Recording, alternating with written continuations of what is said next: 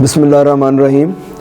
हम में से हर बंदा चाहे वो जिस एज में भी हो, वो ये चाहता है कि उसके लाइफ आने वाली ज़िंदगी या वो मौजूदा ज़िंदगी जिसमें से वो गुज़र रहा है वो बेहतरीन गुज़रे।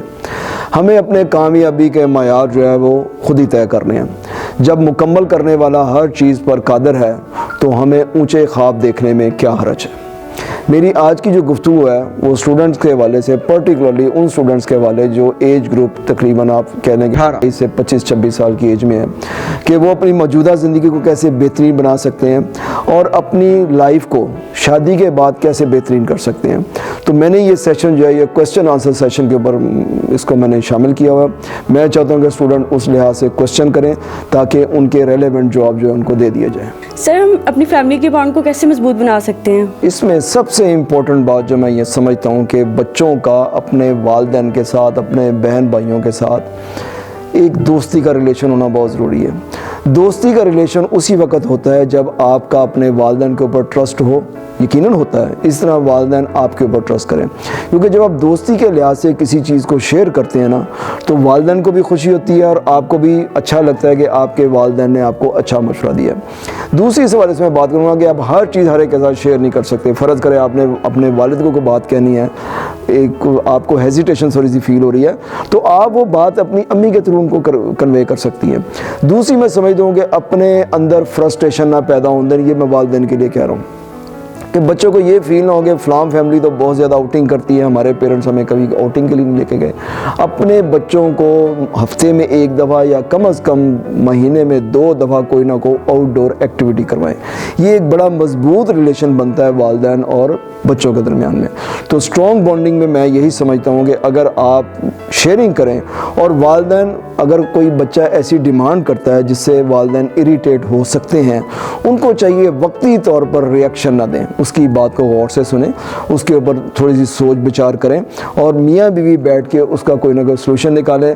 अगर तो वो फिजिबल है तो उसको अमल करें, अगर वो फिजिबल नहीं है तो बच्चों को बिठा के उनके साथ थोड़ी सी डिस्कशन कर लें, तो इंशाल्लाह ताला ये मामला जो है वो ठीक हो सकता है। सर, आपके ख्याल में ऐसी कौन सी बात है जिसकी वजह से वालिदैन बच्चों से नाराज़ होते हैं? इसमें जो मैं समझता हूँ कि वालिदैन किस बात पे बच्चों से नाराज़ हो सकते हैं, देखिए जनरलाइज तो है कि ज़ाहिर डिसओबीडियंस, ये तो कोई भी वालिदैन नहीं पसंद करता कि उसका बच्चा उसके आगे जो है वो नाफरमानी करे। तो जनरल सी बात ये तो कभी आप सोचे भी ना बच्चे होने के नाते से कि आप अपने वालिदैन की नाफरमानी करेंगे। हाँ, मैंने जो अपनी लाइफ का एक्सपीरियंस देखा है, जब बच्चा या बच्ची अपने वालिदैन से ये कहता है कि मैंने हॉस्टल में रात गुजारनी है या अपने दोस्त के घर रात गुजारनी है, या वो मगरिब के बाद, आम तौर पर हमारी सोसाइटी में मगरिब के बाद घर से बाहर रहना अच्छा पसंद नहीं किया जाता, या आपके रात के इवेंट ज़्यादा हैं, तो यहाँ पे वालिदैन अलार्मिंग होते हैं कि ये बच्चा या बच्ची अपने फ्रेंड के घर क्यों रह रहा है, या अगर ये डे स्कॉलर्स था तो ये क्यों हॉस्टल में रात रहने के लिए कह रहा है या कह रही है। तो मेरा ख्याल है इस चीज़ को अवॉइड करना चाहिए, क्योंकि जो भी कोई खुदा ना खास्ता बेराह रवी होती है वो उसी सूरत में होती है जब वालिदैन का चेक नहीं होता। तो आप एक ऐसे अपने फ्रेंड के घर जाके जा रहे हैं जिनके बारे में उनको पता नहीं है, तो या तो अगर आपने वाकई ये काम करना है तो आपकी उस फैमिली के बारे में आपको पूरा एतमाद हो कि वो आपके बहुत अच्छे जानने वाले हैं। लेकिन मुझे जो मेरी फीलिंग है कि जब बच्चा या बच्ची रात को अपनी फ्रेंड की तरफ रहने की बात करता है तो ये चीज़ वालिदैन को अनॉयड करती है। तो मेरा कोशिश करनी चाहिए कि इन इवेंट्स को, जो रात के इवेंट्स होते हैं, कम से कम उनको किया जाए। हाँ, अगर बहुत मजबूरी है तो फिर इसमें हर्ज भी कोई नहीं है। तो बच्चों और वालिदैन के दरमियान में कॉन्फिडेंस होना चाहिए जिसके बेस पर वालिदैन इस चीज़ को माइंड ना करें। सर, आपको पता है कि सोशल मीडिया का दौर है और बच्चे जो हैं वो ज़्यादातर बिज़ी इस लाइफ में रहते हैं, मतलब ज़्यादा उनकी मसरूफियत जो है वो सोशल मीडिया, मोबाइल्स वगैरह में रहते हैं। तो आपको लगता है कि भाई ये जो है ये चीज़ हमारे पेरेंट्स पे नेगेटिव इम्पैक्ट डाल रही है, और इसके लिहाज से हम अपने पेरेंट्स का यकीन जो है वो किस तरह ज़िंदा रखें कि वो इस चीज़ को नेगेटिविटी में ना लें? हाँ, ये बड़ा ज़रूरी है कि सोशल मीडिया और आपके वालिदैन के दरमियान, एक बॉन्ड के दरमियान एक बहुत बड़ी ये रुकावट हायल हो चुका है। इसमें देखें बैलेंस कायम करने की बहुत ज़रूरत है। आपने वो एक बड़ा मशहूर वाक़या तो सुना होगा कि एक दफ़ा एक बच्चा, उसको एहसास ही नहीं था कि उसके वालिदैन घर में है, वो उनको बहुत कम टाइम देता था। तो एक दिन जब उसको एहसास हुआ तो अपने वालिद के पास बैठा तो उसके वालिद से कहा, क्या तुम्हारा मोबाइल ख़राब हो गया? तो मेरी बताने से ये मुराद है कि वालिदैन को पता हर चीज़ होती है, लेकिन वो आपकी खुशी की खातिर जो है वो खामोश रहते हैं। इसलिए मेरी स्टूडेंट्स को या सुनने वालों को ये एडवाइस है कि सोशल मीडिया का इस्तेमाल जो है वो एक लिमिटेड टाइम के ऊपर करें। मेरा एक दोस्त है, उसने बड़ी अच्छी मुझे बात बताई। उसने कहा जी हमने अपनी फैमिली के गूगल ऐप जो है वो एक की है जिसमें फैमिली लिंक है। हमने फैमिली लिंक के अंदर अपने तमाम बच्चों को उसका कंट्रोल जो है वो आपके वालिद या वालदा के हाथ में हो सकता है कि किस वक्त उसने सोशल मीडिया का इस्तेमाल करना है और किस वक्त उसने कौन सी चीज़, और मुझे मुख्तलिफ साइट्स हैं जिनके ऊपर आप पाबंदी लगा सकते हैं, वो उसके ऊपर करें। लेकिन हो सकता है हमारे बच्चे जो यूनिवर्सिटीज़ को इस चीज़ को माइंड करें, लेकिन है कि असल हकीकत यही है कि आपको उसके लिए भी कोई टाइम मखसूस करना चाहिए और वालिदैन के लिए भी करना चाहिए। मैं फिर कहूँगा कि वालिदैन आपको कुछ नहीं कहेंगे, लेकिन उस कहानी की तरह वो इसको फील ज़रूर करेंगे कि आज मेरा बच्चा मेरे पास बैठा, तो डेफिनेटली यकीनी बात है इसका मोबाइल ख़राब है जिसकी वजह से मेरे पास बैठा, तो ये वाली सोचने की नौबत उन तक ना आने दें। सर, मैट्रिक तक बच्चों का वालिदैन के साथ बॉन्ड मजबूत होता है, बाद में कन्फ्लिक्ट शुरू हो जाता है, ऐसा क्यों होता है सर? इसका बेचारे असल जवाब तो यही है कि जब आप पेरेंट्स बन जाते हैं तो आपको खुद ब खुद इन तमाम बातों का अंदाज़ा हो जाता है। वो एक मेरे वाले साहब एक वाक़या सुनाया करते थे कि एक दफ़ा एक बूढ़ा कहीं जा रहा था तो उसकी कमर झुकी हुई थी, तो एक लड़के ने शरारतन उससे पूछा, बाबा जी ये कमान कितने की ख़रीदी है आपने? उसने कहा, बेटा जब मेरी उम्र को पहुंचोगे तो कमान खुद ब खुद तुम्हें मुफ्त मिल जाएगी। तो ये मुराद है कि जो चीज़ आप कर रहे हैं वो आपके सामने आएगी। मुझे अच्छी तरह याद है कि मैं जब अपनी जवानी में घर से 10 बजे तक बाहर रहता था तो मेरी वालदा बड़ी सख्त मेरे से नाराज़ होती थी कि तुम इतनी देर तक घर से क्यों रहते हो, लेकिन अंदाज़ा नहीं होता। एक दिन मुझे याद है कि मैंने थोड़ा सा उनसे ज़रा सख्त लहजे में मैंने कह दिया, मैं क्या आप सो जाया करें, आपको मेरी क्या फ़िक्र होती है? तो उन्होंने मुझे ये कहा, जब तुम्हारी औलाद होगी फिर मैं तुमसे पूछूंगी। तो आज मुझे भी वो वक्त याद आता है कि मेरे बच्चे भी जब घर से देर से बाहर रहते हैं या कभी कभी आते हैं तो मुझे वो अपनी वालदा की ये बात याद आती है। तो इससे कोशिश करेंगे जो वालिदैन आपके लिए एक लाइफ का कहने के रूल्स एंड रेगुलेशन सेट करके जा रहे हैं उन पर हद तक साथ कोशिश करें कि उनके ऊपर आपके ऊपर अमल करें, तो उनके लिए भी लाइफ में आसानी होगी और आपके भी लाइफ की बहुत ज़्यादा जो है मेहरबानी अल्लाह ताला फरमाएगा। इसी तरह मुझे अपने 2 स्टूडेंट का वाक़या बड़ा याद है। वो एक मेरा स्टूडेंट बताता है, कहता कि मेरे अब्बा जान की वीडियो की दुकान थी, कहते मैं जब वीडियो खेलने जाना तो मुझे उन्होंने डांटना। कहते फिर एक दिन मैंने आके अम्मी से कह दिया कि दूसरों के बच्चों को तो वीडियो खिलाते हैं, मुझे वीडियो खिलाने से मना करते हैं। इसी तरह हमारा एक और स्टूडेंट है आजकल मुल्क से बाहर है, वो भी एक बड़ी मिसाल देता है कि मेरे वाले साहब, मैं तीसरी में था, मैं उनको सिगरेट पीते देखता था, तो कहते एक दिन मैंने भी पीनी शुरू कर दी, तो मेरे वाले ने मुझे डांटा। तो कहता मैंने कहा कि अब्बा जी आप भी तो पीते हैं। कहते फिर वो दिन और आज का दिन मेरे वालिद ने सिगरेट नहीं पी। तो ये भी छोटी छोटी बातें हैं जो हमें बताने के लिए कि जब आप किसी चीज़ को, अपनी औलाद को किसी बात से मना कर रहे हैं, तो जब आप खुद वो काम कर रहे हैं तो फिर बच्चे उन चीज़ों को जो है वो सीरियसली नहीं लेते भी। क्या वालिदैन का रिलेशन बच्चों की मैट्रिमोनियल लाइफ पर असरअंदाज होता है सर? जी डेफिनेटली, मैट्रिमोनियल का जो असर है आपके वालिदैन का वो आपकी ज़िंदगी में आता है। अगर वालिदैन के रिलेशन अच्छे नहीं हैं तो इसमें 2 तरह की बातें आती हैं, या तो बेटा या बेटी उसका असर लेकर वो भी वही हरकत करेगा जो उनके वालिदैन करते थे, या वो उससे वो सबक सीखता है कि मेरे वालिदैन के आपस में रिलेशन अच्छे नहीं थे तो मुझे ये वाला काम जो है नहीं करना चाहिए। मैं इसमें ये वाली बात आपको ख़ास तौर पे लड़कों के वाले से वाली बात करूँगा कि वो जब ऐसी कोई लाइफ के अंदर उनका ऐसा एबनॉर्मेलिटी आ जाए तो वो इस चीज़ को सोचें कि उनकी बहन भी किसी के घर गई हुई है। अगर वो आने वाली लड़की के ऊपर जुल्म कर रहे हैं, जुल्म तो खैर नहीं मुझे लफ्ज़ कहना चाहिए, लेकिन कोई ऐसी बात कर रहे हैं जो उस बच्ची के ऊपर पहाड़ बन कर गुजर रही है, उसकी लाइफ जो अच्छी नहीं हो रही, तो थोड़ी देर के लिए ये वाली सोच लें कि उनकी बहन भी किसी के घर गई है। तो ये इक्वल रिस्पॉन्सिबिलिटी लड़के और लड़की दोनों के ऊपर आती है कि जब अगर उनके वालिदैन के रिलेशन अच्छे नहीं होंगे तो वो उसको कैसे एक्सेप्ट करते हैं। तो मेरा मशवरा ये है कि अगर अच्छे रिलेशन नहीं है तो आप उसका काउंटर करें, आप उसको एक अच्छी मिसाल बन के बताएं कि मेरी अम्मी अब्बू के रिलेशन अच्छे नहीं थे तो मैं अपनी आइंदा आने वाली लाइफ में ऐसा नहीं करूँगा या करूँगी। इसी तरह लड़के के ऊपर भी मैं कहता हूँ पूरी ये जिम्मेदारी है कि एक लड़की जो है अपना घर छोड़ कर आ रही है, उसके ऊपर ज़्यादा रिस्पॉन्सिबिलिटी है कि वो उसको नए माहौल के अंदर एडजस्ट होने का टाइम दे।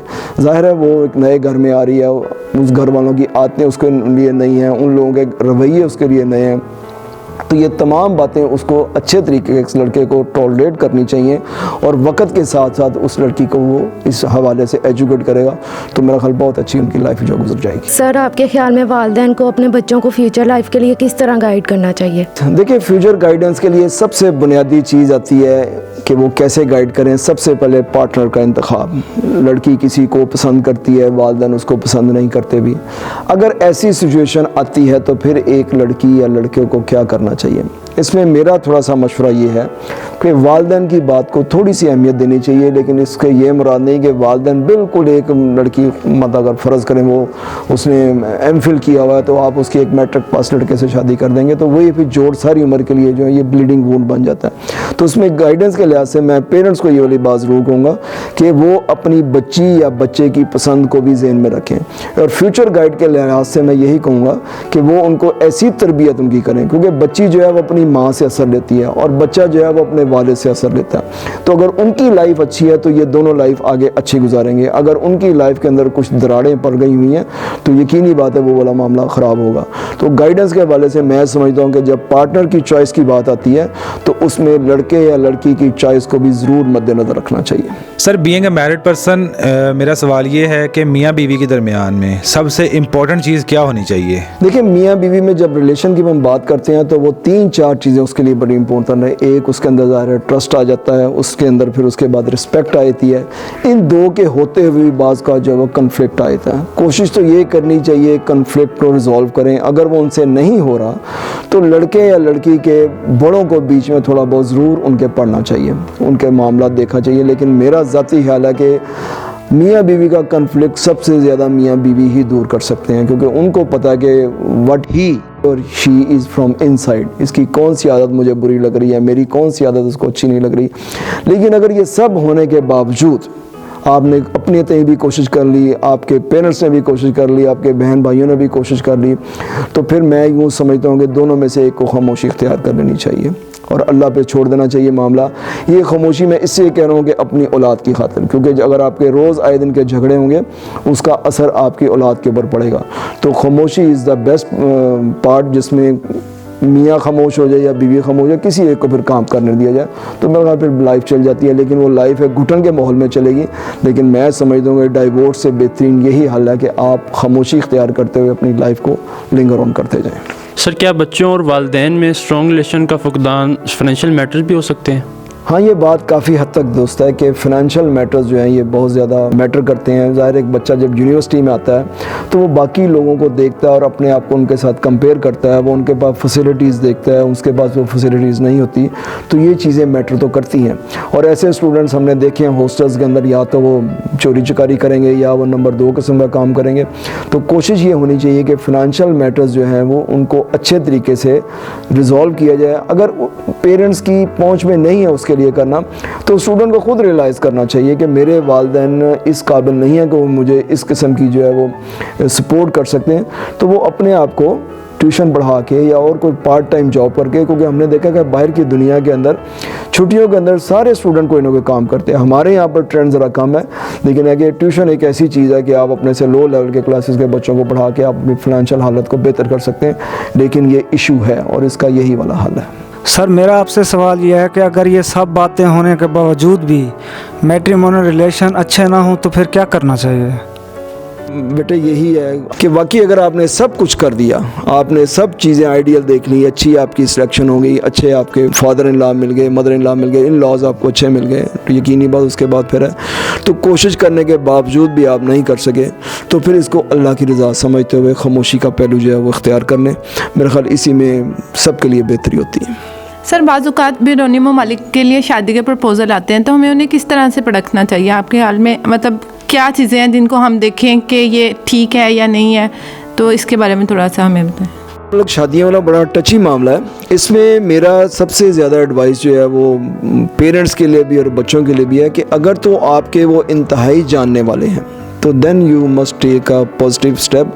अदरवाइज़ अगर आपके जानने वाले नहीं हैं तो मैंने 80% केसेस में जो हम ऑब्ज़र्व किया या मैंने देखा कि वो फ्रॉड केस होते हैं। लड़का ऑलरेडी वहाँ पे मैरिड होता है या वो उसका जो भी है हस्ब व नसब उसको छुपाया जाता है। तो इसमें इस बात को तहकीक करने की बहुत ज़रूरत है। अगर आपके रिलेटिव हैं और आपके जानने वाले हैं तो देन इट्स ओके, लेकिन अगर आपके जानने वाले नहीं हैं तो you must think a lot of time before marriage your son और योर डॉटर। ये आम तौर पर लड़कियों के वाले से मेरा ज़्यादा कंसर्न है, क्योंकि लड़के वहाँ पर एज के आपको वहाँ पे मिलेंगे 35-40 की एज के अंदर वो शादी के लिए आते हैं। तो उनकी ज़रूर तहकीक करनी चाहिए उनकी जॉब के लिहाज से and whether they are already married और नॉट मैरिड। सर, अगर हमारी कहीं ऐसी जगह पे शादी हो गई है जहाँ पे हमें पसंद नहीं है या हमारा इंटरेस्ट नहीं है, तो उस जगह पे जाना है जब हमने शादी के बाद, तो हम अपने अंदर जो माइंड के अंदर नेगेटिविटीज़ हैं या जो भी हमें प्रॉब्लम्स हैं उनको हम कैसे ओवरकम कर सकते हैं, उनसे हम कैसे निपट सकते हैं, इस बारे में आपका क्या ख्याल है, ये प्लीज़ बताएं। बात आपकी ठीक है। अब आपका लव मैरिज हो गई या आपके पेरेंट्स ने आपको कर दिया, आपको उस फैमिली के बारे में नेगेटिविटी था, तो बेटे फिर कामयाबी का तो यही असूल है, आप वो तमाम नेगेटिविटी आप अपने जहन से निकाल दें। अगर आप उस नेगेटिविटी के साथ जाएंगी तो आपकी लाइफ जो है वो जहन्नम बन जाएगी। जो आपने करना है प्री मैरिज करें, लेकिन जब आपकी शादी हो गई तो फिर वाकई हकीकत बात है, उस लड़के को भी और उस लड़की को भी एक दूसरे को अहमियत देने की ज़रूरत है। क्योंकि आमतौर पर रिश्तेदारों में ऐसे होता है जिसे हम वो वट्टा सट्टा कहते हैं कि लड़का नहीं चाह रहा होता, लड़की नहीं चाह रही होती, तो उसमें ये वाली बातें आती हैं। अगर तो कोशिश करें कि शादी से पहले ये हो जाए, वेल एंड गुड, लेकिन अगर आपने बाद में उसको जहन में रखा ना, तो वो आपकी ज़िंदगी जहन्नुम बन जाएगी। तो उसको फिर नेगेटिविटी से इस तरह निकालने के एक दूसरे की अच्छी आदत को प्रमोट करना, उनको तारीफ़ करना है। वो जब प्रमोशन आप करेंगी तो आपस के दरमियान आपका एक बड़ा स्ट्रॉन्ग बॉन्ड जो है वो पैदा हो जाएगा। सर, जब लव मैरिज हो जाती है तो जब ऑपोजिट पर्सनालिटीज़ मैच करती हैं तो आपस में जो कन्फ्लिक्ट आता है तो उसको कैसे ओवरकम किया जाए? देखिए, कन्फ्लिक्ट का होना कोई बहुत बड़ी बात नहीं है। ज़ाहिर एक दो लोग मुख्तलिफ तबीयत के आपस में आके मिल रहे हैं, कन्फ्लिक्ट तो उसके अंदर होगा। कन्फ्लिक्ट के अंदर मैं सबसे ज़्यादा जो लड़कियों को पहले मैं ये एडवाइस करूँगा कि वो अपने खाविंद की दिल से इज़्ज़त करें। दिल से इज़्ज़त करने से ये मुराद है कि अगर वो ऊँच नीच बात हो भी जाती है उसको दिल पे ना लगाएं। दूसरा मैं ये कहूँगा कि फ़ौरन रिएक्टिव ना हो। अगर कोई सख्त बात खामिद ने कह दी है तो उस पे ऊपर फ़ौरन रिएक्ट नहीं करना चाहिए। और लड़के के लिए मेरी ये वाली एडवाइस है कि कोई भी बात करने से पहले 5 से 13 सेकंड तक सोच दे कि ये जब मैं बात करूँगा तो इसका आने वाले हमारे रिलेशन के ऊपर क्या इम्पेक्ट पड़ेगा ना। अगर ये थोड़ी देर के लिए आप सोचना शुरू कर दें तो मेरा ख्याल ना वो रिएक्शन होगा और ना वो इतनी सख्त बात जो की जाएगी। हाँ, उसके बाद अगर आपका कन्फ्लिक्ट पैदा हो जाता है तो उसको थोड़ा सा टाइम दें। मतलब कोई सख्त बात हो गई है, फ़ौरन रिएक्शन जैसे मैंने कहा नहीं करना है। आज 10 से 15 मिनट बाद एक चाय की प्याली के ऊपर दोनों मियाँ बीवी बैठ जाएं। आप बच्चों को घर से बाहर भेज के आप अलग उसके ऊपर बैठ जाएं। आप में से किसी न किसी ने इनिशिएटिव लेना बड़ा ज़रूरी है। इसमें सबसे ज़्यादा जो मसला आता है, जो मैंने देखा, ईगो का आता है। लड़की कहती है मैं क्यों शुरू करूं, लड़का कहता है मैं क्यों शुरू करूं। लेकिन अगर ईगो बीच में आ गई, अना बीच में आ गई, तो फिर वो मामला जो है बढ़ते जाएंगे। और तीसरी बात मैं इस हवाले से कहूँगा, जो आपका कन्फ्लिक्ट है जितनी जल्दी से जल्दी उसको रिजॉल्व कर लें अच्छी बात है। एक दिन गुजर जाएगा, 2 दिन गुजर जाएगा, दिलों में दरारें आती जाएंगी और आपके रिलेशन जो है वो आहिस्ता आहिस्ता जो है वो अपार्ट होते जाएंगे। तो एज़ अर्ली एज़ पॉसिबल इसको खुद बैठ के सॉल्व करें on A cup of T. और अपनी वीडियो के इस एंड के ऊपर मेरा वही एक पैगाम, मेरा ख्याल जिसमें नए जोश और वल्वले की ज़रूरत है। हमारे मुखय्यर हजरात जो है वो हस्पताल बनाने की बजाय पार्क्स बनाएं लोगों को, ताकि एक्सरसाइज की आदत डले। वो जिम के ऊपर इन्वेस्टमेंट करें। यूनिवर्सिटीज़ के अंदर ऑलरेडी जो मौजूद हैं जिम जो मौजूद हैं उनको इम्प्रूव करें, ताकि हमारी कौम जो है सेहतगंद सरगर्मी में अपने आप को इन्वॉल्व रखे और अपने हस्पताल जाने का प्रोसेस जो है वो डिले कर सके। दरख्तों के वाले से मैं कहता हूँ ज़रूर लगाने चाहिए, लेकिन फलदार दरख्त लगाएं, ताकि फलदार दरख्त जब हम लगाएंगे तो वो फल गरीब की पहुँच के अंदर भी होंगे, वो बग़ैर पैसे के उनको खाने का होगा। और कानून की पासदारी, इसका बहुत बड़ा फुकदान है हमारी ख़ास तौर पर यूथ के अंदर। मोटरसाइकिलिस्ट के लिए मेरी ख़ास तौर पे इल्तमास है कि वो सड़क के इंतहाई बाएं जानिब वो उसको चलाएं और उसमें दूसरों को रास्ता दे के अपने अच्छे शहरी होने का सबूत दें। आपका बहुत बहुत शुक्रिया।